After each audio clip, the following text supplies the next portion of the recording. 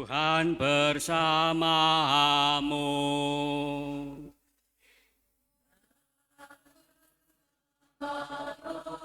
Inilah Injil Yesus Kristus menurut Santo Matius.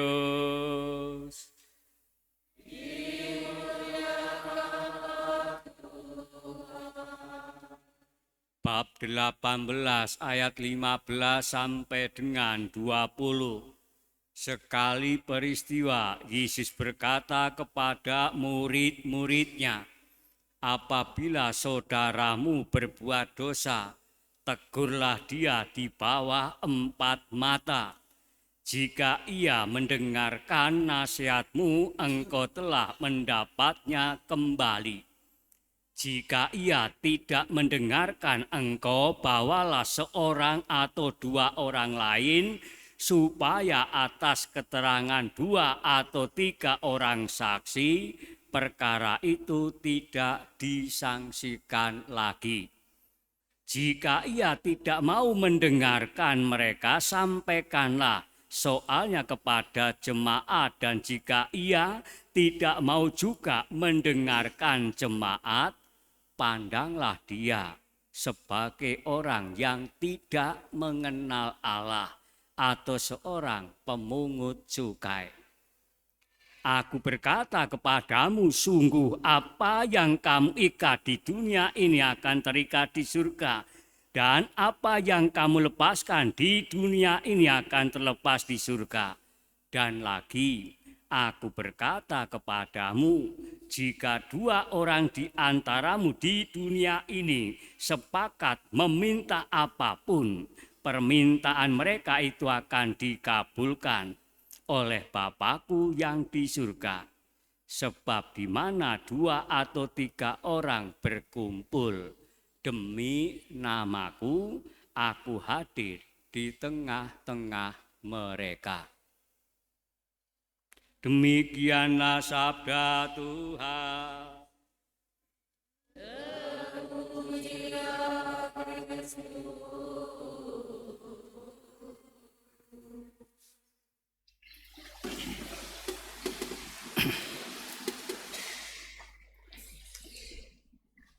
Saudara-saudariku yang terkasih, apabila ada saudara kita yang berbuat salah, biasanya kesalahan dia cepat tersebar di mana-mana, dari satu mulut ke mulut yang lain. Berita kesalahan dan kecemaran cepat terwartakan. Maka sudah tidak mengherankan lagi bila isi berita yang terakhir biasanya berubah sungguh dan melenceng. Tetapi semakin hebat atau malah isi beritanya itu diubah. Itu semua karena adanya bumbu-bumbu tambahan yang diberikan oleh pembawa berita tersebut. Bagaimana akan menarik bila tidak diberi bumbu-bumbu yang hebat? Alhasil, seseorang yang berbuat salah sungguh tercemar. Padahal apa yang dia buat belum tentu seperti yang diceritakan oleh pembawa berita tadi. Saudaraku, bacaan hari Minggu Kitab Suci Nasional ini berbicara banyak tentang mengasihi sesama. Barang siapa mengasihi sesamanya manusia, ia sudah memenuhi hukum Taurat, kata Paulus dalam bacaan yang kedua. Kasih kepada sesama adalah kesimpulan dari hukum Taurat. Kasih itu nyata dalam perbuatan yang baik terhadap sesama yang kita lakukan dalam kehidupan harian sebagai umat beriman. Yang dalam bacaan Injil hari ini Yesus menegaskan kewajiban setiap orang beriman untuk menegur saudara-saudari yang jatuh ke dalam kesalahan ataupun perbuatan dosa. Apabila saudaramu berbuat dosa, tegurlah dia di bawah 4 mata. Teguran sangat penting bagi saudara-saudari kita supaya mereka itu disadarkan dari kekeliruannya dalam kehidupan. Menegur yang salah berarti kita ikut bertanggung jawab atas keselamatan saudara-saudari kita itu yang setiap hari kita jumpai, konkretnya dalam keluarga. Yang dalam bacaan pertama Nabi Yeskiel lebih radikal lagi dalam hal menegur. Jika ada saudara-saudarimu yang bersalah dan kita, Anda dan saya tidak menegur, Tuhan akan mempersalahkan Anda dan saya. Sekali lagi, jika ada saudaramu, suamimu, anak-anakmu, istrimu yang bersalah dan kita tidak menegur, Tuhan akan mempersalahkan Anda dan saya. Itu berarti kita tidak bisa memilih sikap netral terhadap kesalahan. Dengan membiarkannya, kita turut bersalah karena membiarkan sikap-sikap yang tidak baik itu menjadi subur. Maka ajakan untuk kita, Bapak, Ibu, dan saudaraku yang terkasih, agar kita berani ambil sikap untuk memberi koreksi persaudaraan dalam keluarga, dalam komunitas kita, jika memang dibutuhkan.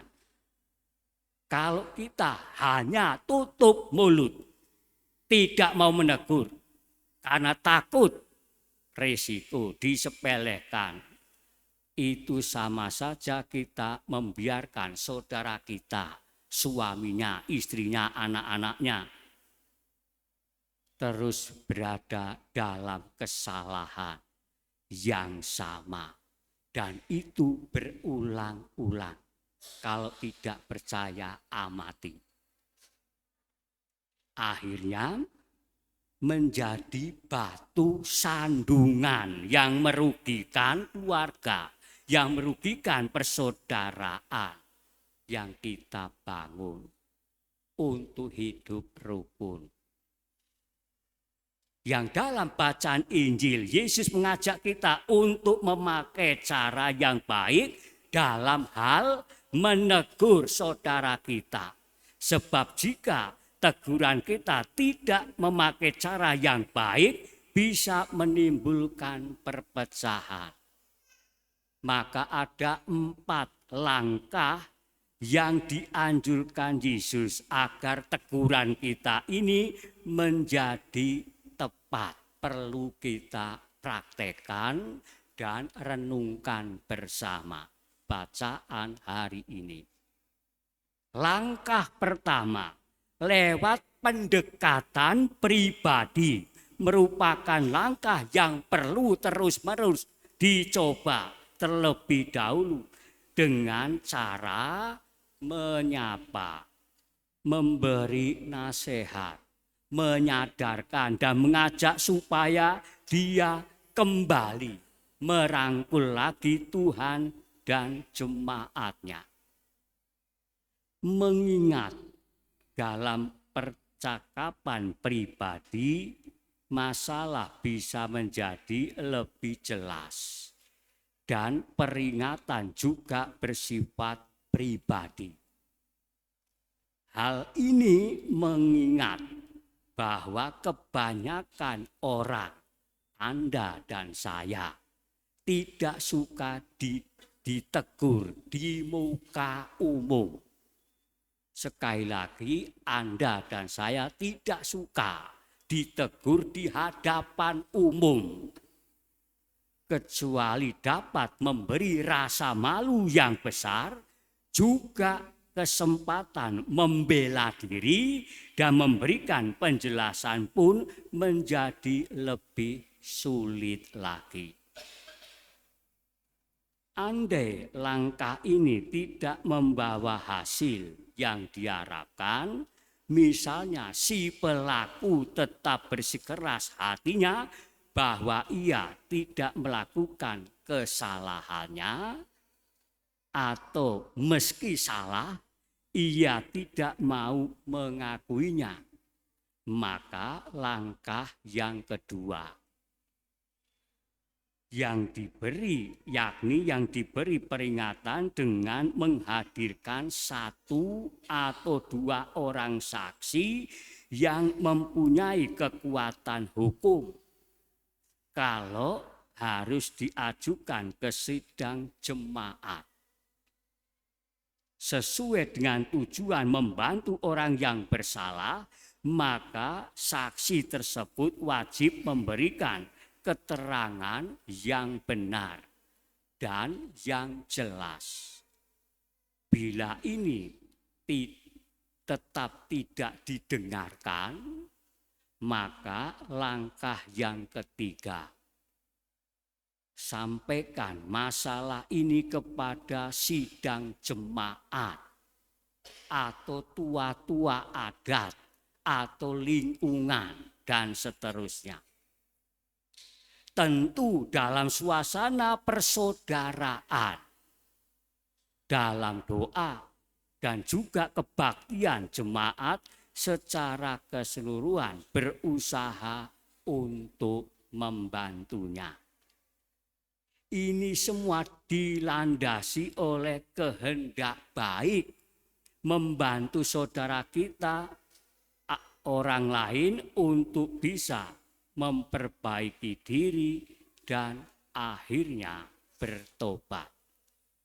Kalau langkah pertama sampai yang ketiga tidak berhasil, maka digunakan langkah yang keempat, yakni memandang orang tersebut atau saudaramu tersebut sebagai seorang yang tidak mengenal Allah atau sebagai pemungut cukai.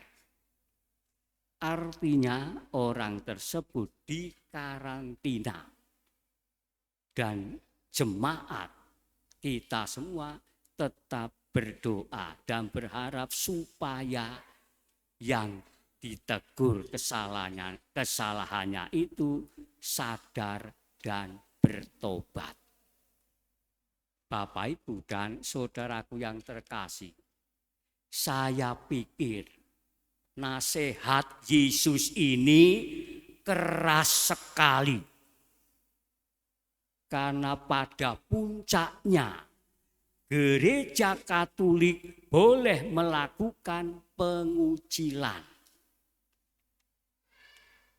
Kendati keras, yang penting bila kita belum tahu masalahnya, janganlah menjual saudara-saudari kita yang telah berbuat salah itu kepada orang lain.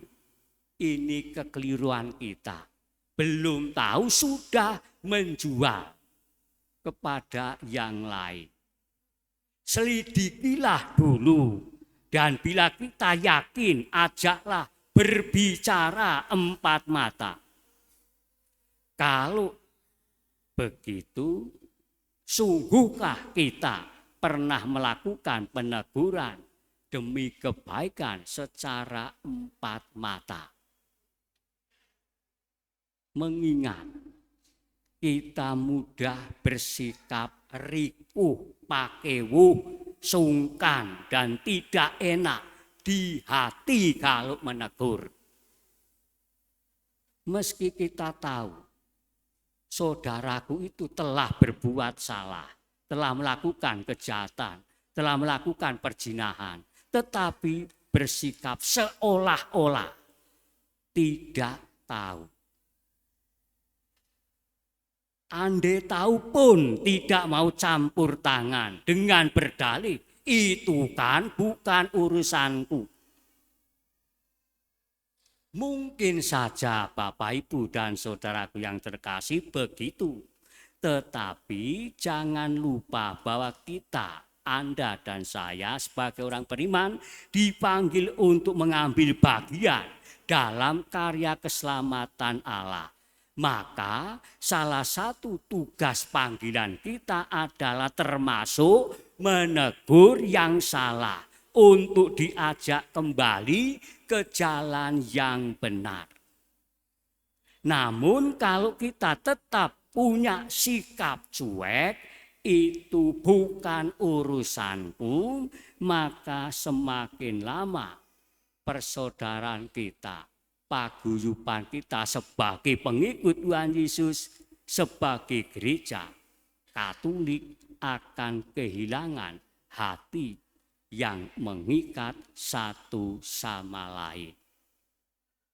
Saudaraku, menegur demi kebaikan itu dianjurkan oleh Yesus untuk menjaga keutuhan seluruh jemaatnya, yakni persaudaraan, kebersamaan, untuk saling meneguhkan, saling mencintai, saling menguatkan di antara jemaat kita. Yang dalam bahasa Injil Matius hari ini saling rukun, saling kompak, dan bersikap saling terbuka. Jika banyak orang meninggalkan gereja, jika banyak orang suami istri bercerai, itu karena kesalahan kita juga. Paling tidak kita salah karena kurang adanya kerukunan, kurang adanya cinta kasih, tidak pernah damai dalam keluarga, tidak pernah kompak, adanya ribut melulu, adanya saling cakar ke sana kemari, bahkan tidak kenal. Atau malah kita tidak memberikan teguran dan nasihat ketika salah seorang saudaraku saat ini merasakan sedang galau, sedang risau, sedang bingung, dan salah arah.